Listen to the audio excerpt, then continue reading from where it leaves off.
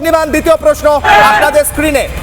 প্রশ্ন, গড়ে তুললে প্রতিরোধ, করবে মমতা কণ্ঠরোধ। যতবার প্রতিরোধ হবে ততবার কণ্ঠরোধ হবে। আজকেও প্রতিরোধ হওয়ার চেষ্টা হচ্ছিল। কেন?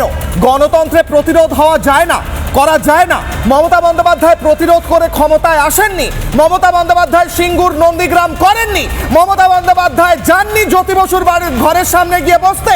মমতা বন্দ্যোপাধ্যায় জয়প্রকাশ নারায়ণের গাড়ির ওপর উঠে নাচেননি। তাহলে কেন প্রতিরোধ হবে, কণ্ঠরোধ হবে? जब जब राम नाम सुनावे भूत पिशाच निकट नहीं आवे।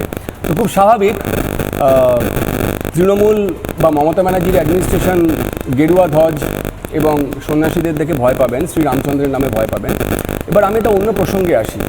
আজকে শান্তিপূর্ণ একটা ধর্নাতে, সনাতনীদের একটা শান্তিপূর্ণ ধর্নাতে, এবং গতকালকেও 22 তারিখও পুলিশ যেভাবে প্রোঅ্যাক্টিভলি সেই ধর্না, সেই মিছিলটাকে আটকাবার জন্য লাঠিচার্জ করলো, তার সামান্যতম প্রোঅ্যাক্টিভনেস যদি শামশেরগঞ্জে দেখাতো পশ্চিমবঙ্গ পুলিশ, তাহলে হরগোবিন্দ দাস আর চন্দন দাস জনতার হাতে, জিহাদি জনতার হাতে কুপিয়ে খুন হতো না।